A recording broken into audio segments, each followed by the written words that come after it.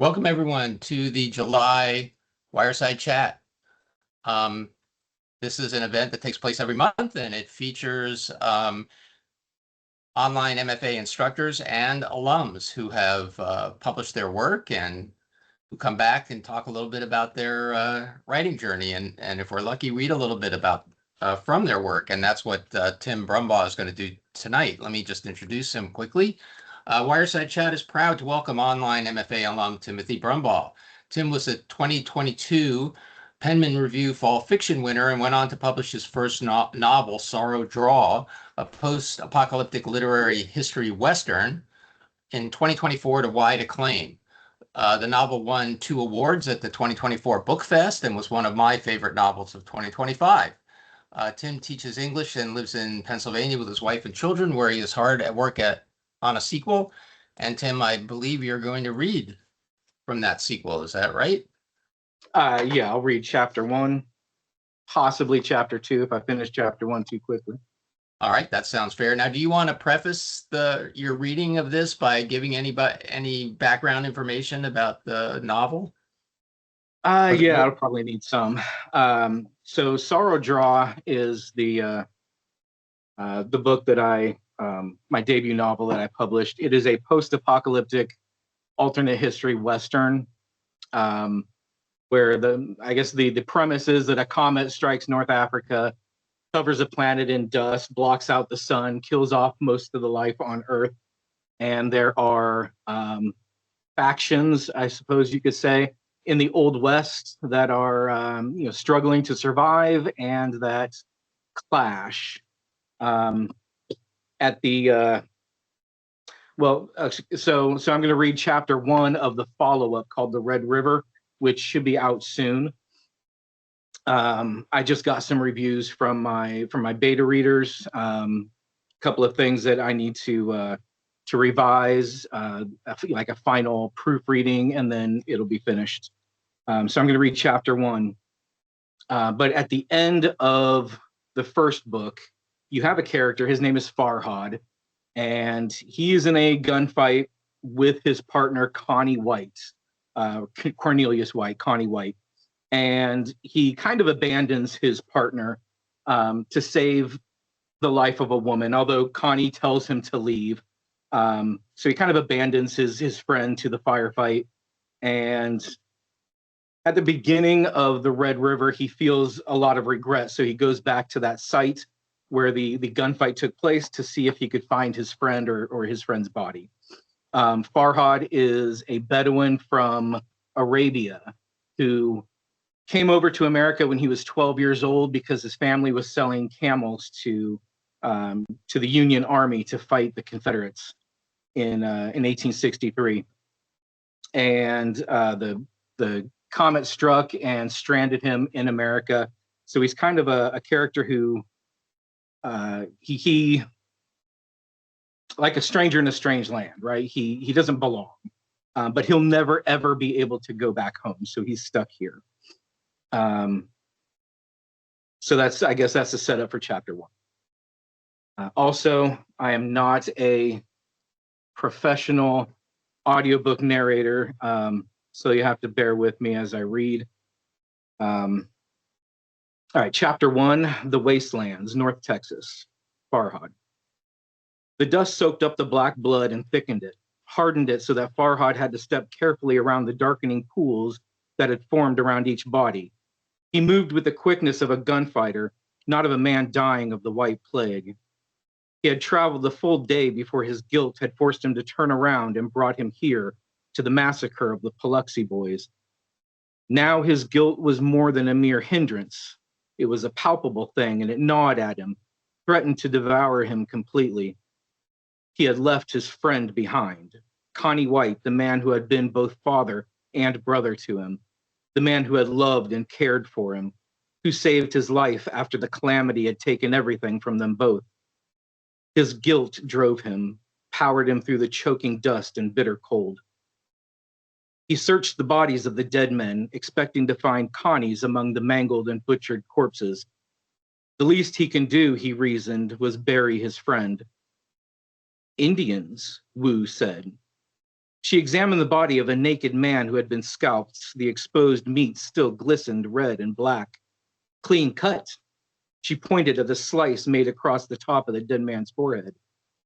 Farhad found it difficult not to blame Wu for him abandoning his friend. Had she tricked him? Had she made him intoxicated on laudanum and whiskey?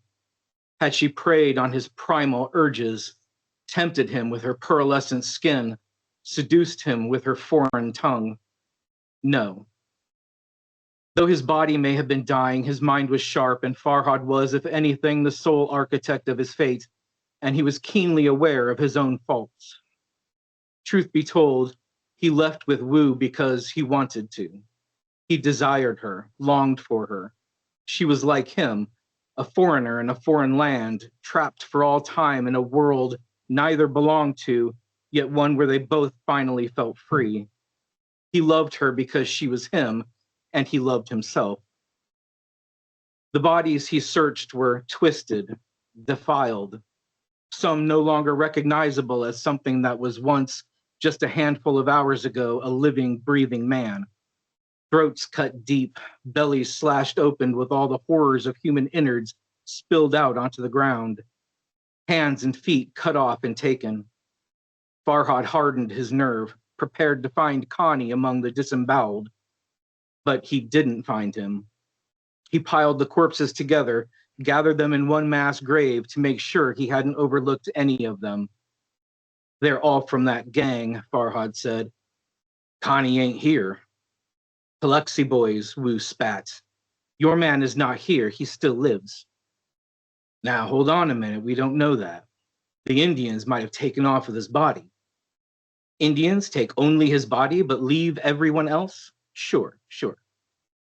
She walked to the small ridge where they had last seen him, where he had made his stand against the gang that outnumbered him. It was on this ridge that he demanded Farhad make his escape. You shouldn't have listened to him, you goddamn villain, he heard Nikki Free's voice in his mind. Your pistols were empty? Then you should have ran into the fray with your knife and cut them down. Blood dotted the ridge, but not enough for a man to have bled out. Farhad picked up a small pile of lead balls Connie must have left behind. He blew the dust off of them and loaded his empty revolvers. Powder and lead. Look, Wu pointed to a set of furrows that cut through the dust. There, he left on horseback. The horse just bolted. There's all kinds of horse tracks leaving out of here in every direction. Yes, but this horse did not run. This horse walked slow, carried someone. Farhad took a closer look. She was right. The tracks were made by a slow-moving animal, one that carried a burden on its back. Tracks go that way. Wu pointed to the southeast. Back to Hill Lodge. Your friend lives. In the distance, a crow cried. The dust fell like snow by the banks of the Red River, or perhaps it was snow that felt like dust. The flakes were large and heavy, the color of rust, and they covered the earth in a frozen shroud. The stars they had seen only a night before had quickly been obscured by the familiar dust of calamity, and the world returned again to a dead place, cut off from the rest of God's creation. The wonder and joy at the sight of the ruddy star Betelgeuse had been washed away, and the end of the world had returned, and Farhad feared that God now toyed with them, dangled hope in front of their eyes only to snatch it away. The fairy tale had ended almost as soon as it began. The woman standing next to him was Wu, not Shireen. And no matter if Connie was alive or not, did little to alter the fact that he had abandoned his friend to death and mutilation. Again, the cry of a crow pierced the stillness of the wastes. Not that fucking thing again, Farhad cursed under his breath. It's all right, Farhad, Wu said. She took his hand in hers. Crow is all right. My people say that Crow is bad fortune, but I don't think so. I think Crow is all right. Farhad said nothing. Wu disliked her people and their beliefs, and she would often make up her own beliefs, almost on a whim, and usually to be contrary. To everyone who Farhad had ever known, crows were a sign of trouble. Come, my love, Wu said. She held him in her gaze with her narrow eyes, but that Farhad found intoxicating. He's all right too. But this bloody trail and the hoof prints in the dust didn't tell the full story. He might have been alive when he left the battle, but did he make it the long way back through the woods to the safety of the lodge? And what was the fate of Crow Killer? The big Indian had been almost as close a friend to him as Connie. He took one last look around, then he gave in. He chose to believe in that moment that Connie was fine, that the man had rode back to Hill Lodge. He chose to believe that Connie and Nikki would have an easy time rescuing Crow Killer. They would get their money from Becker's daughter, and he would find them someday living like kings in California. The crow screamed again, insistent, and it pulled Farhad from his thoughts. Stop. Wu stood in front of him. The dust on the ground swallowed up her impossibly tiny feet. She spoke to him in Cantonese, the melodic language of her people that he found so alluring, so irresistible. How many times did he try to leave you behind? She asked. Farhad didn't trust himself to speak. You only do now what he wanted you to do all along. He wanted you to leave so he wouldn't have to watch you die. So leave. Sharper and deeper than any knife, her words cut him, yet she spoke earnestly and true. Connie indeed tried on more than one occasion to rid himself of Farhad, and so did Nikki. Nikki free. If there was any woman he could truly love, it was her. He did love Wu in his own way. He loved her for her language, for her body, and for her anger and hatred of the world around her. And he loved her because he loved all women. But Nikki he loved in a different way, a way that he couldn't describe. Unlike other women, he didn't need to bed her in order to love her. How much of his decision to leave was because he needed to get away from her? You think about that mulatto woman, don't you? Wu asked. No, Farhad lied in English. Of course not. Not with you standing here in front of me. You are a lying magpie, Farhad. My father always say it's better to be an honest crow than a lying magpie. And what do you say? He asked. He pulled her to him. I say, lie to me, my magpie, she whispered. Lie to me until the truth fades away and only the lie remains. He kissed her hard and fierce, and she dug her nails into his arms. Behind them, the crow cried out again. Farhad spun on his heels, his revolver flashed in his hands, and he fired. The acrid smoke of gunpowder filled the air, and it set his heart racing as only gunfire could do. The crow flew from its perch. 3 long black feathers fell to the ground. I missed, Farhad said, scarcely believing it. Well, maybe now that little bastard will leave us alone. Why, darling, what on earth are you doing down there? Wu crouched on the ground, her hands over her ears. He bent down to pick her up. Now, darling, if you're going to spend any significant amount of time with yours truly, one thing you should know is that I do love to shoot things. It's sort of a hobby of mine. So I humbly advise you get used to that right quick. No. She stood up and waved her finger at him, scolded him as one would scold an unruly child. No English. Say again in Cantonese. Farhad repeated himself, this time in her tongue. She laughed at him, and he laughed too, though he was unsure what he said wrong. Nothing, she told him when he asked her, but you do not look like Cantonese should come out of your mouth. Just wait until you hear what else comes out of this thing, he said. You satisfied now? She asked him. Can we go? Indians may be here you're shooting, might be here soon. Farhad sighed. There was nothing more to do here. The dead had been stripped of anything useful, the horses taken, and he felt no desire to bury any of these men. The wastelands could claim them for all he cared. They pulled up some dry grasses and washed them in the river and fed them to the horse.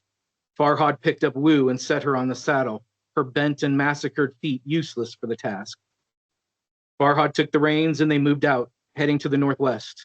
Wu told him that the rumors that came through the lodge all pointed to a passage into California through the Sierra Nevada mountains. The southern pass was all but inaccessible. Dust drifts in the south could swallow a horse whole. Dunes the size of mountains themselves rendered it unpassable. And so they made their way north. They followed the Red River as close as they could, making sporadic runs to the shore for water, but making sure to keep a safe distance from the watchful eyes of the Indian territories. Though the cold air penetrated every layer of clothing and stabbed at their skin, It was dry, and Farhad breathed better in it. He occasionally fell to fits of coughing, and when he did, Wu would stop and build a fire and make him tea. When Farhad slept, he dreamt of the crow and the bloody feathers that didn't float to the ground, but fell fast like stones. All right, so that's chapter 1 of The Red River. Just fantastic. Thank you so much for sharing that. Absolutely. So, I mean, it's hard to know where to begin because, in a way, I just want to pull up a chair to the fire and listen to you read the rest of the entire novel. So, and I mentioned, like, this was Sorrow Draw, the first novel in the series, was one of my favorite reads. I read it over the winter, and I had it on my Kindle, which I had propped up on my treadmill. So every day I would run on my treadmill and I would be reading through Sorrow Draw. And it was fantastic. It was just like a wonderful few months of reading this just amazing adventure novel that draws expertly on tropes of the Western and post-apocalyptic fiction. Um, I guess what I'd like to do is ask you about some of the influences that went into this book. What helped you as a writer forge the style and master the subject matter of these novels? So I like a variety of sources. I think my interest in apocalyptic westerns came first from the Gunslinger, the Dark Tower series by Stephen King. I got really into that, especially the first book, The Gunslinger. There was just something very evocative about an apocalyptic western, and just for some reason, like I was never really into westerns. I didn't grow up on them. I usually, when a western movie came out, I could care less. But I started getting into the more like gritty, kind of realistic westerns. So I started playing a lot of Red Dead Redemption, Red Dead 2. Let's see what Tombstone. I watched Tombstone and fell in love with that movie. So I just started reading a lot of that, and then also at the same time I was consuming a lot of the post-apocalyptic stuff. The Walking Dead was really big when I first started kind of putting this story together. In fact, Sorrow Draw was actually going to be a zombie apocalypse book, and then I changed it to a comet apocalypse. Interesting. Yeah, I actually wrote the first like 5 chapters in the MFA program as a zombie apocalypse book. But I was using like a fungus source, like a vector of infection, like the zombie fungus. And then The Last of Us came out, and I was like, well, I can't really do that. But I also couldn't get the idea out of my head of like the windswept sandstorms and the wasteland, and I was trying to figure out how to make that happen. And then, literally like a shower thought, I thought of a comet impact, and I was like, all right, I'm getting rid of the zombie stuff. Yeah. And I think it's a lot better for it, personally. I agree with you because it doesn't have, and I mean, nothing wrong with zombies, don't get me wrong, but this gives your novel, I mean, it's got so many elements of like speculative fiction in it, but in fact, it's entirely, there's nothing in your novel that couldn't happen, I guess is what I'm getting at. It's speculative in the sense that it didn't happen, it's alternate history, but it seems like it draws upon a conceit that is completely plausible and then extrapolates from that conceit again in a plausible manner, right? Like these are the natural effects of a significant impact in North Africa on, various areas of the world. So yeah. And there were times where I toyed with the idea of like, I thought, well, okay, there's in a comet impact, there's some radiation, maybe there's like some mutants, and then I immediately put that aside.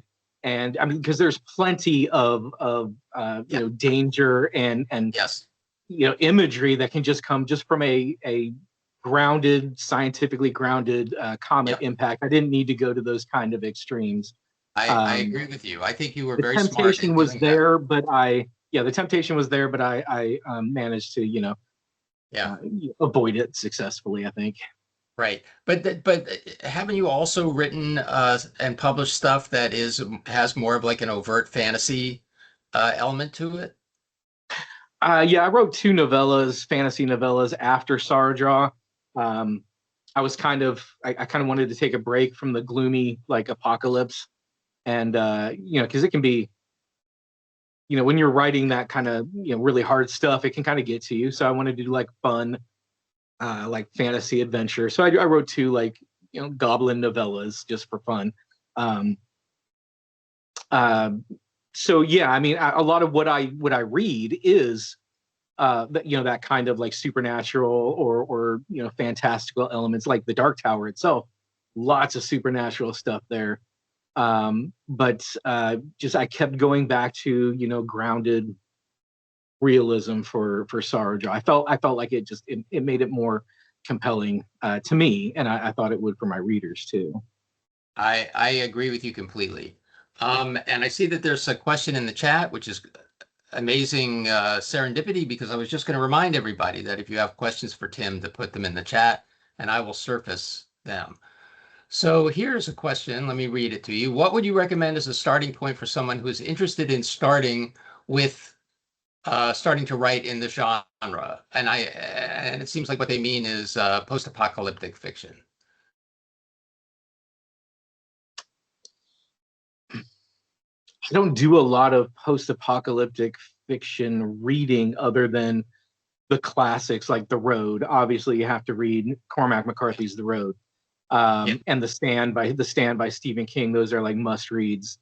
But those kind of like those really cover a lot of it. A lot of what you see with post-apocalyptic fiction is stuff that I'm not that interested in. Like you go to Amazon and you type that in, you're going to get a lot of modern day, um, what they call like EMP, which is electromagnetic pulse, where an electromagnetic pulse from like aliens or something like that renders all technology unusable, and that's kind of the source of the apocalypse.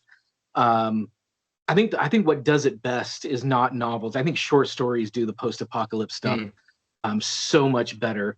Um, Indra Pramit Das, he has some very short, like post-apocalyptic short stories that are mostly like climate apocalypses, that you really have to kind of read into to find out that it's kind of post-apocalyptic. But um, definitely The Road and The Stand, even though they are kind of they take like all the big tropes and Yeah. use them in their books, but they really are kind of like the gold standard for Yeah. that. So I would definitely start with those two. If you can read the Stand. I don't know, it's like 1,300 pages or something like that.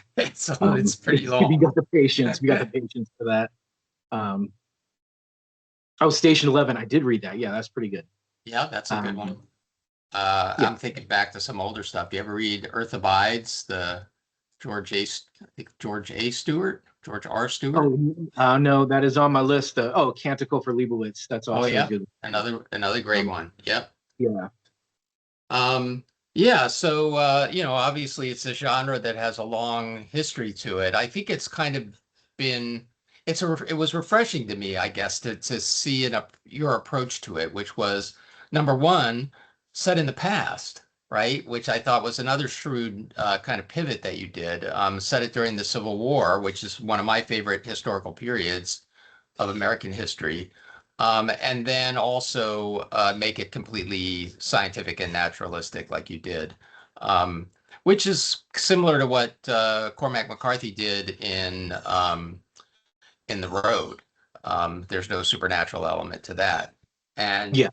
you're giving me a little tour of your wonderful bookshelves behind you, and Lonesome Dove was on there, and Blood Meridian was on there. When I think of Blood Meridian, I think of that as kind of a post-apocalyptic novel in a way too, even though the Oh, for sure. time is never really, it's never specified exactly. I don't believe when any of this stuff is really happening, but to me, there's maybe a kind of metaphysical apocalyptic sense to it.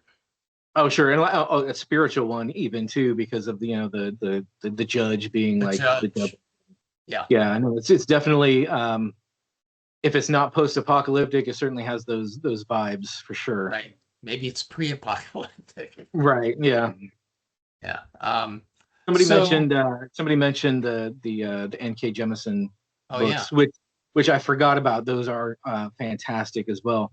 But sometimes I forget that those are technically like post-apocalyptic because right. I see them as more fantasy, I guess. Yeah. But yeah, Yeah.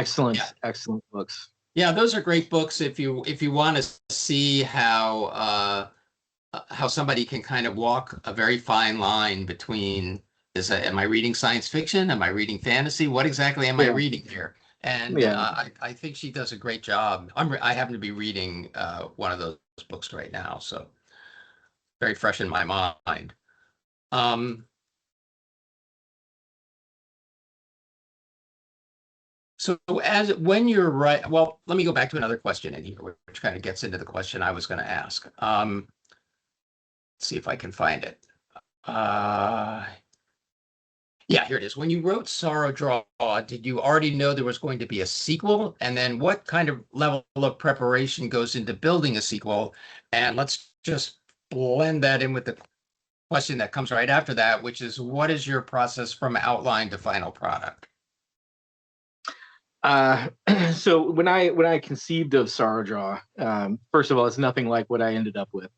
But I did conceive of it as around like 300,000 word novel, and I wanted just to make it like just one book. Yeah, I think a Game of Thrones is almost 300,000 words. Lonesome Dove is a little bit more than that. I think it's almost 400,000 words. So I thought, like, okay, I can do that. 300,000 words, one big fat novel. But Right. I got the advice over and over again that you got to split it up. Yeah. So I did. I split it up into two in my mind.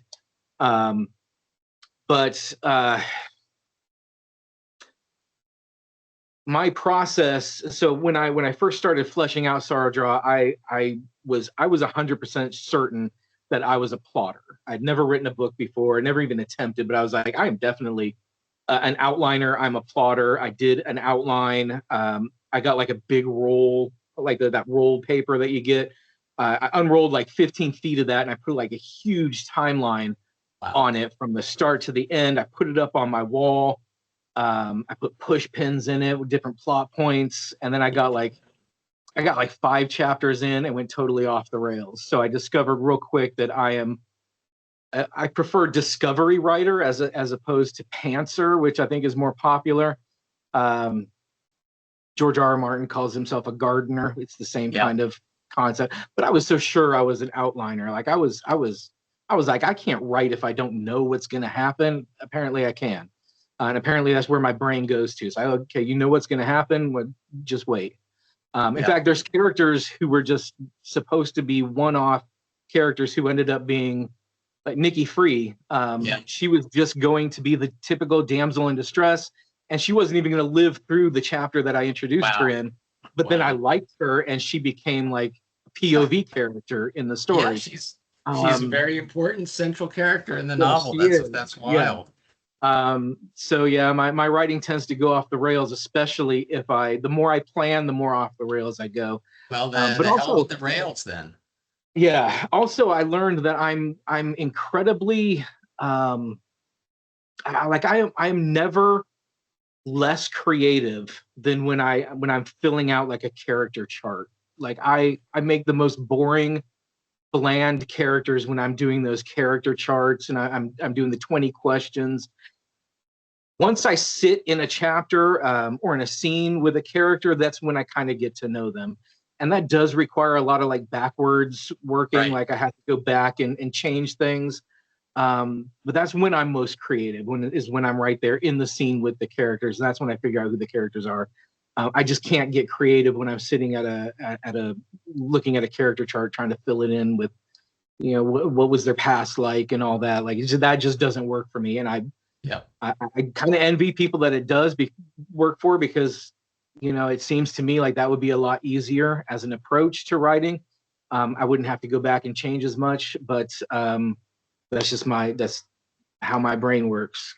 I think this is a really good lesson, I guess, for students in the audience, which is that it's something that I tell my students, which is that, part of the reason you're in an MFA is not to become the writer that you think you should be, but rather to discover the writer that you are, and then figure out Oh how to yeah, be that writer. And yeah, sometimes, like Tim is saying, sometimes you wish you could be a different kind of writer, but your work is not going to be up to what it could be if you go down that route, in my opinion. yeah. Don't force it. Just embrace it if that's what's working for you. And writing advice, I found, you can try out different writing advice, but if it's not working for you, don't think that you're not a good writer or you're not going to be able to write a book because Yeah. this isn't working. Abandon it and try something else. Find your way of writing, even if you think 100%. Like I thought 100% I was going to be a trad published writer. That's what I wanted to do. And then I got into the MFA program and I thought, oh no, self-publishing is exactly the kind of person I am. Hmm. Uh, so yeah, just figure out who you are and run with it. I wouldn't be surprised to hear at some point if traditional publishers come knocking on your door with For Sorrow Draw and its sequel, because I think they would find a wide audience. I Um, have thought of starting to query agents with it. I queried two agents before I became a self-published before I went yep. that route. And I got the two that I queried, I got full manuscript requests for. One, she rejected me because she said that the novel was just too bloody for her, too violent, and Wow. that wasn't her Okay. thing. Which, yeah, I get it. It is. And the other one wanted, um, I'll admit, my fault. I sent her a um, proofread copy. Like I didn't Mm, go through. I was overzealous, and I yep. sent her what I had before proofing it. She said, yeah, "Okay, you need to take this, get a proofreader, fix it, resubmit it, and we'll go from there."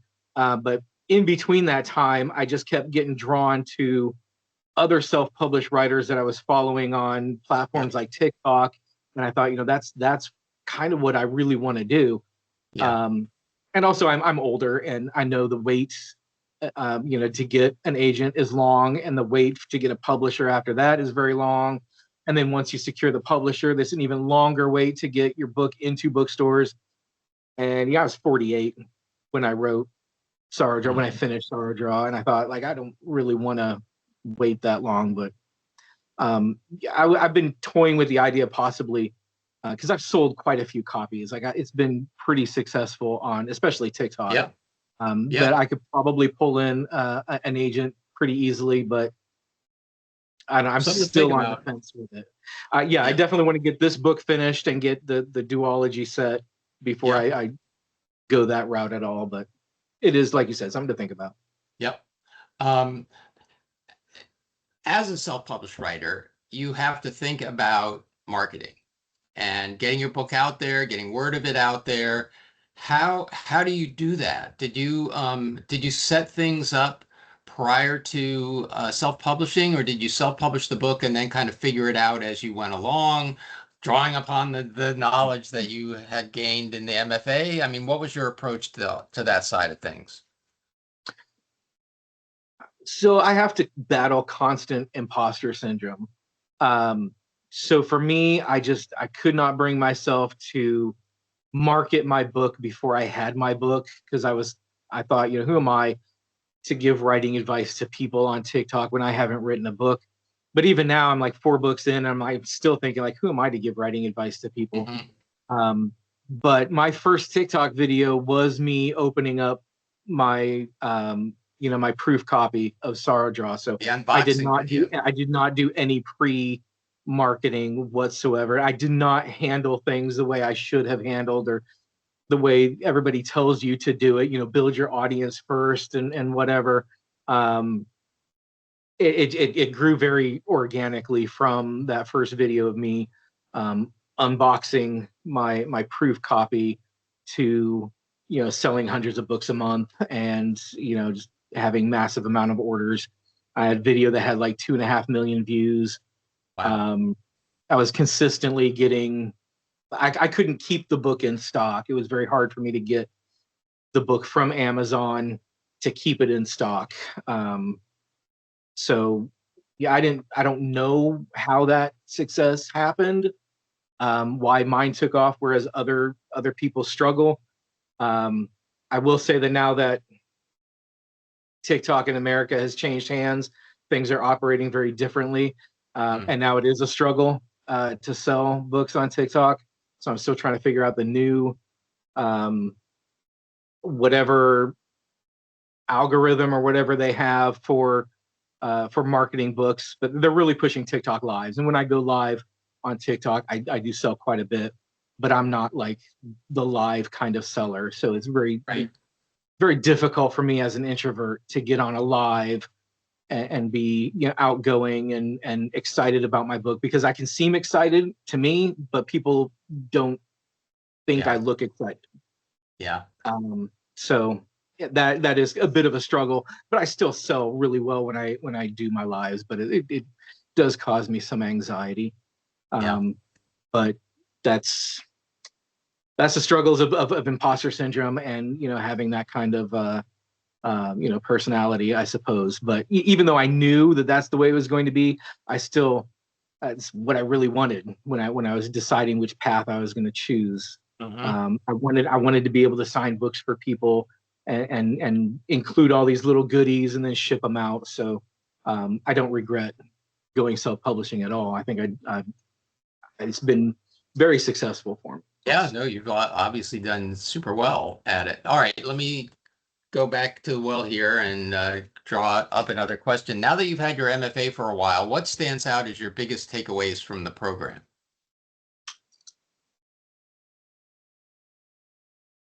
There was a lot. So to narrow it down to one, I would not have been able to write the book without the MFA. So I'm trying to think of what is the most important takeaway or the biggest one. I suppose the writing for me, I know this is very controversial on book talk and all that. But for me, writing the book before editing was the thing that enabled me to write a book. My habit of trying to go back to every paragraph I just wrote and edit it and fix it and make it perfect, that was not working for me for literally for years and years and years. I struggled, and just learning because of the deadlines to write the whole thing out and then go back and edit was life-changing. It's the only way I was able to write the book. I feel like that's probably true for most of the students in the program. Like, it's very difficult to write a full novel in this program if you're constantly going back over and revising endlessly the stuff that you've already produced. It's just not going to happen. Yeah, no, it was impossible for me to do. So it forced me to write the thing out and then go back and edit, and that's just the only way I do it now. Yep. I wonder if like forcing you to just write it out, if that was also, because that seems like it fed naturally into the process that you described earlier of like learning to set your previously ordained plot aside and let the book go off the rails, so to speak, and discover what your book was about in the writing of it. Oh, yeah, that makes a lot of sense.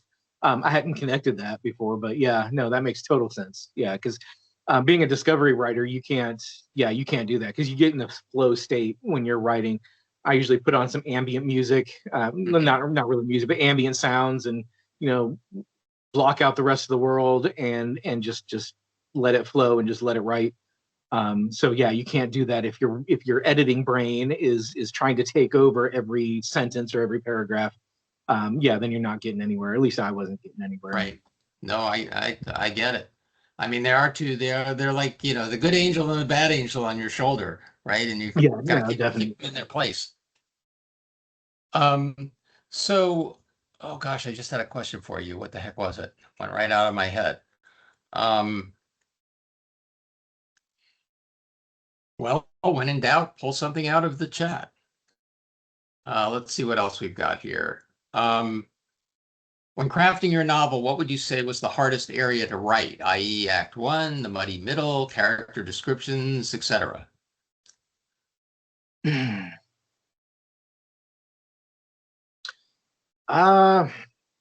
me, the ending I think was a little challenging.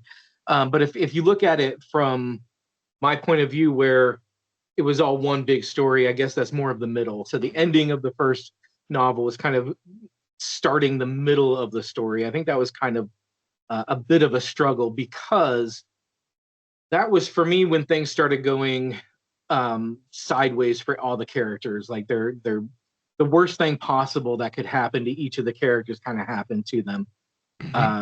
And so keeping all of that contained and in my head, Sarah was a bit ambitious, I think, for a first novel.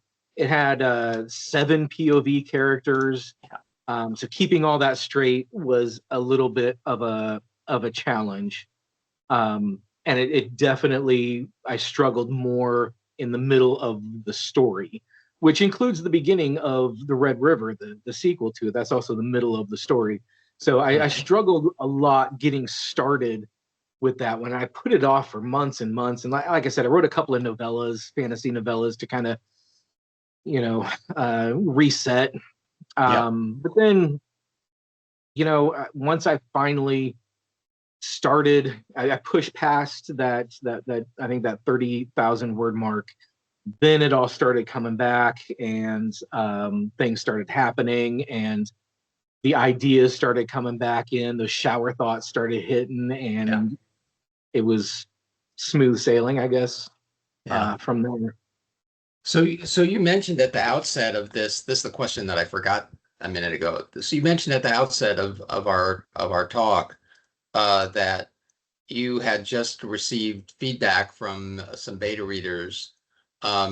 So can you talk a little bit about that part of your process? I mean, like, who are these beta readers? Are they like longtime trusted readers of yours? Are they friends? Are they family? Are they fellow writers? And how does that, is that a standard part of your process that you go through the beta reader process and get the feedback for you to then incorporate?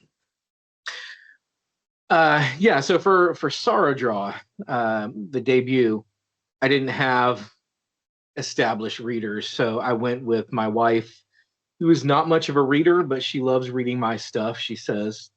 And she's got insights that I would never have even thought of. So she asked questions about things that I would never have even considered. My sister, who's been a hardcore beta reader for me for every single thing I've ever written. And that was pretty much it. Like, I really struggled with beta readers. I tried to go on the websites to get like I think it's like Critique Match, where you can find beta readers to swap, and those didn't really pan out because they wanted me to beta read, but they didn't really want to do a great job beta reading my stuff. So it was a real struggle. This time around, though, I have a few fans. One gentleman, who I've called my super fan, my first super fan. He was very eager to beta read, and this is the feedback I just got. I was kind of waiting on him, but he's a little bit slower reader. But he finally got back to me today, actually, on his thoughts. So they all kind of have their specialties. Like, he's really about he's really good with making sure the continuity is there, which sometimes I struggle with. It's my book and my characters, but sometimes I forget things that I wrote about them in the last book. My sister is really good with the grammar and stuff, even though I tell her I'm not ready for grammar at the beta reading stage. She still reminds me when I misspell things. But Tim, you're an English teacher. I know, yeah. Surely you make no grammar or spelling mistakes. That's the nature of the discovery writing, is what I'm blaming on. Because I'm just writing. But she's also really good with like pacing and things like that. And then my wife is the wild card. She hits things that I never even considered. So well, that's interesting I'm sorry, I was just going to say it's really interesting to me that you mentioned these two women beta readers, because I think one of the really interesting things about your book is like when you think of a Western, you think of like a story that's centered around men. And this is yours Yeah. is a story. I mean, there's obviously important male characters in it, but it also has a really authentic and strong um, contingent of women characters, and the perspective of women is so important in this. Is that something that you feel like that your wife and your sister were helped you to develop in the novel? Well, I not to blow my own horn, but no, I think that they confirmed that yes, this does sound like the an authentic woman's voice. Okay. But it was mostly just confirmation, like wow, you write women pretty well for a guy. Yeah. But for me, it was just writing women. I read a lot of female authors, and I've lived around women my whole life. And every job I've ever worked, I've had women as my supervisor somewhere in the chain of command. So I don't really. I never even like when I sat down to write thought like, oh, I need some strong female characters here. I just thought of the story and what the story needed. It wasn't until I was actually like nearing the end of the book that I was looking back on the POV characters that I had in Sardraw, and I was like, oh, I have 7 POV characters, and 4 of them are women. Like it hadn't even occurred to me when I was writing that that's how it was, but this is what the story needed. Yeah, that's wonderful. I mean, like you say, it's very ambitious for a first novel. So, I mean, even for a 10th novel to have 7 point of view characters, but I mean, I thought you did a wonderful job with them. And yeah, the blending of the male characters and the women characters is just so strong. And I think it's a real strength of the book, because it contributes to like this diversity of perspectives. Because you not only have, you know, point of view characters who are men and point of view characters who are women, but you've got, like you mentioned, the two outsiders there, right? And there's even more than, you have a Native American, you have somebody who's from China, you have somebody who's from the Middle East. I mean, it's quite a diverse array of strong viewpoint characters in this novel. Yeah, and again, that wasn't something that I intentionally put in there. Like I wasn't like, oh, I need to be diverse or whatever. Yeah, Um, but I would look up actual stories and be inspired by like true events. The whole thing with the Bedouin character Farhad, who came from Arabia to sell camels to the Union Army. That was something that actually happened in real life. yeah, But the only difference is in real life they were selling them to the Confederate Army, but I needed to put Farhad in New York when he was 12, so I changed it to the Union Army. But the Confederate Army bought 70 camels from Arabia, and they brought them over and brought some men over to teach them how to ride them because they thought that those would work better in the desert of the Southwest, yeah. fighting the Apaches and the Union soldiers. So that just came from real life, and I thought, oh wow, what an interesting character to Yeah. have in my story. Somebody who is a stranger in a strange land. He can never go back home ever. So he's stuck here. He doesn't quite belong, but he's also kind of assimilated. He's between worlds, and that's explored a lot more in the Red River when he finds kind of, I don't want to say where he belongs, but he kind of finds a bit of where he belongs in this book. Hmm. Is he more of the central character of Red River than in, I mean, Connie was the more or less, I think, the main character of Sorrow Draw. Yeah, I definitely think that with the Red River, it kind of focused a lot on Farhad Yeah, and his journey. He became one of my favorite, if not my favorite character he's a great in the character. story. Yeah. Hey, I wanted to ask before I forget, can you put like information into the chat, like where people can buy your book, and or just tell us where do you prefer that people go to buy your books? Oh, it's on. I mean, you can buy it anywhere that you can buy books online. Um, Barnes and Noble, Amazon, all those places, wherever you can buy new books online. But also, it's on Kindle Unlimited. So if you have a Kindle and you do Kindle Unlimited, you can read it on there. Um, it's also on my TikTok shop. All right, here's If you another follow me on question. TikTok, if you follow me on TikTok, you can get on my TikTok shop. And with the TikTok shop, of course, you get it signed by me. But And I also include a lot of goodies. Leather bookmark that I make myself, and some postcards that I designed that feature the map of the U.S. in the post-apocalypse. Little things like a recipe for hardtack, because they eat hardtack in the story. So I that's thought it'd be great. neat to have a little. I designed like a little Western kind of. It looks like it comes right out of a magazine from the Victorian Yep. era, Yep. and other little artifacts and stuff like that. I wrap it all up in twine and ship it out. So if you like that, you can go to my It's a little more, of course, on the TikTok shop, with shipping and all that. But if you just want the hard or the physical copy, anywhere you can go to buy new books, or ebook is exclusive to Kindle. Also, if you do audiobooks, I do have an audiobook version available on Audible and iTunes. That's awesome. So so if people want to find you on TikTok, do they just how do they do that? Do they just look up your name? Do Yeah, it's they my name. I think it's like Tim K. Brumbaugh author or Timothy Brumbaugh author. I have two accounts, and one of them has more followers. You can follow that one, the one with more followers.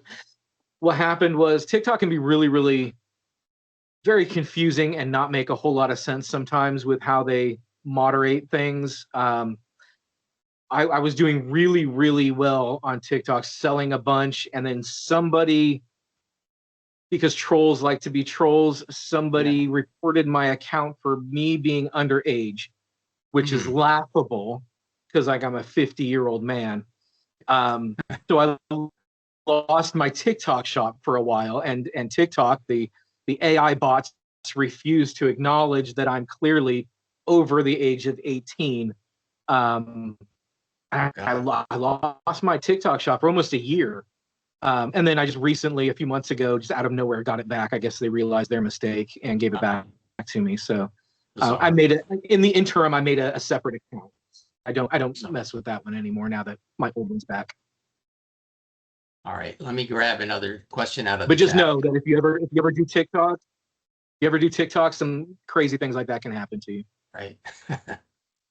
Well, that's part of the journey, I guess. Yes, absolutely. Um, so was there ever a time where you hit a wall, for lack of a better term, when writing the scenes chapters for your book? As someone who struggles with this, if you have any suggestions or advice on how to push past this phantom wall, that would be very appreciated. Yeah. So yeah, there's definitely been times where I've struggled. Sometimes mostly because of like plot things. Like I'm not sure, because the nature of discovery writing, or pantsing, if that's what you want to call it. Sometimes you write yourself into a corner, and you're not sure how your character is going to get out of it. I've done that a couple of times, and then my solution was always just to skip ahead a little bit, write a Hmm. different part, um, and then sometimes it'll just hit you. The answer will be super obvious, Hmm. but it'll just hit you, and that's what I've done. And other times, I've actually had to sit down with pen and paper and write down my problem. Even though I know what my problem is, I've got to write it down physically and tell myself on paper my problem is, and write it out, and then make a list of possible solutions, and that just gets my brain going, Hmm. and then I come up with stuff that way. I've also actually started, because writing on paper was so helpful for me to get out of those kinds of ruts, that I've started doing all of my first drafts on paper. So the Red River, I filled up like 4 notebooks, just writing by hand. Hmm. Um, And how would my, you do? my Would you like do a day's work in your notebook and then transcribe it into online? I mean, into Yeah. into okay, Yeah. So good. I would See, usually I was getting I worried. usually write a chapter. I'd write a chapter, and sometimes that would be a day, sometimes it'd be, a couple days. But I'd write a chapter, and when I was done with the chapter, I would open up a Google Doc and I would Okay. I would transcribe it. And one of the benefits of that was that I got like a little mini revision right there. Mhm. Um, and I was able to clean up a lot as I'm transcribing it. Um, so I've already gone through one revision process from the notebook to the Google Doc. So that's one benefit of writing it out by hand. But also it also kind of slows me down, and it forces me to not correct as much. That's one of the things about not revising as I go or editing Mhm. as I go, is when I'm doing it by hand, it forces me to kind of not do that so much. Yeah. Well, and in that same vein, I like what you said a minute ago about how, instead of obsessing over how to get your character out of whatever corner you painted them into, you just skip ahead. Just jump Yeah, ahead and well, at some point the answer, well, like you said, it's often obvious in retrospect what the solution right, to the right. problem was. And if you So have somebody who's been reading it, like my wife will read each chapter as I finish it, then you can go to other people to help you. You know, you can get advice, I guess, from other people. But if you don't have that and you're truly on your own, then yeah, sometimes you just have to wait it out. yeah. I think we have time for one more question. So you mentioned having an audiobook of Sarah Draw. As a self-published author, how do you go about doing that? How do you find the person who's going to read the book, and what is the process of recording it like, and everything?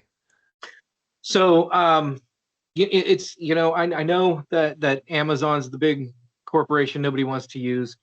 Um, but as a self-published writer, it's almost impossible to not use them. So Amazon through Audible, they have a program where you can find audiobook narrators. You can audition audiobook narrators. You upload, I think it's like 2 or 3 pages of your book, and you'll just get an influx of people who narrate those couple of pages, and you get to choose Wow.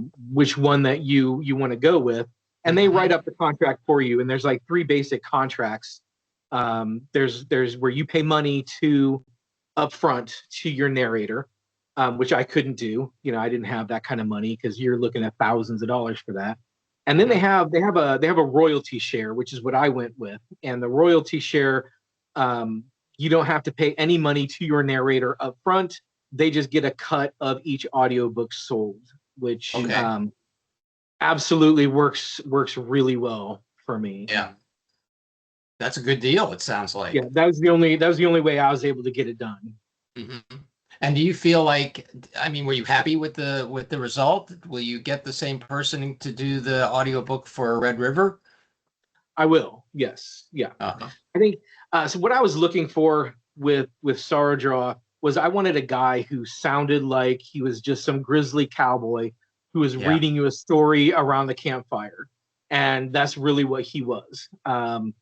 It was not to everybody's tastes. Some people prefer just your standard kind of narrator, and I Hmm. wanted something that was more uh, fit the Theatrical tone, or fit the tone and the atmosphere of the book, and he really did. He really knocked it out of the park. that's So awesome. yeah, he's ready to start reading Red River coming up. So I'm Very looking forward. cool. All right. So with that, come to the end of our Wireside Chat, and I want to thank everyone for coming tonight. And Tim, I want to especially thank you. I wanted to go on a tour of your bookshelves, but we didn't get a chance. So maybe you can come back at some point with Red River and then give us the tour. Oh, anytime. Yeah, yeah. Uh, and we will be back for our next Wireside Chat in August. And our guest is going to be Buddy Scalera, who is a comic book writer. So he's going to talk to us about like writing for comics and stuff like that. So until then, I wish everybody a good term and some good writing. And Tim, wish you all the best with the new novel. Thanks so much, and thank you for having me. Absolutely. Night, everyone.